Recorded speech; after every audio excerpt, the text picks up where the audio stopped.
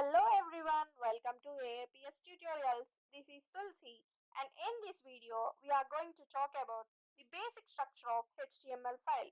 Basically, we are going to discuss the basic elements that are required in an HTML file and the tags. So let's dive into the lecture and see each of the elements one by one. There are three types of tags in HTML file. First is open tag, second is closed tag, and the third is self-closing tags. The open tags are required to be open in the HTML file, but a closing tag is not present in the open tags. The closed tags are completely the opposite of the open tags. They require a closing tag in order to close the element in the HTML file, and the self-closing tags include the closing tag itself in the opening tag of the element. So here is the structure of a closed tags. This P is the opening tag of the paragraph tag, whereas \p represent the closing tags of the paragraph tag. The content of the paragraph tag is enclosed between the opening and closing tags of the paragraph tags. This content is represented on the web page of an HTML file. The next are the open tags. In these tags, such as break tag BR or horizontal line tag HR, these have an opening tag but not a closing tag. The opening tag itself represents the tag, but the developer doesn't require to close the tag in order to get the output of the browser screen.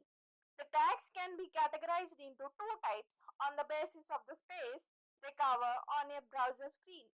The first is the block level, in which tag itself by default leaves line before and after the element, and the second is the inline element. These tags occupy only as much as space they require to enclose the content on a browser screen. They don't leave any line before or after the element by default. Some examples of the tags in HTML include heading tag from H1 to H6 paragraph tags and the div tags as a block level tags. Our next term is attributes. So attributes are the property value pairs for each of the elements in HTML file. These property value pairs can either define the font or background or any other styling of the element in an HTML file. Here is an example of declaring the attributes in HTML tags. We have an opening P tag inside which we can declare the attribute property and the value pairs. So here is our ID is the attribute name and the hash paragraph. One is the attribute value which is enclosed in the double quotes.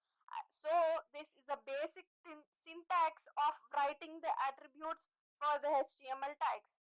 The image tag is one of the most important tags that we are going to use in our HTML file. An image tag consists of an opening tag and a closing tag and various attributes that are required to get a desirable output on the browser screen. So the various attributes of the image tag include src. These attributes in the image tag is used to add the file path of the image in the HTML code. The next attribute is alt attribute. This attribute is used to add some additional information about the image which will be displayed if the image is not able to load on the browser screen. If the image path is wrong or if the image is not able to load due to slow internet connectivity, this will be displayed on the browser screen. Our next attribute is the title attribute. When the user hovers over the image on the browser screen, the value of the title attributes appears on the image. So a title tag used to provide the title or to an image. Our last attribute of the image tag is the class attribute. This attribute is used for adding the styling to a group of elements together in CSS file. So it's time for the summary. There are three types of tags in HTML file: the open tag, the closed tag, and the self-closing tags. Our second point is that attributes or the name values pairs which define the styles for the various elements in the HTML file. Our third point is that there are two types of elements on the basis of the space they occupy on the browser screen.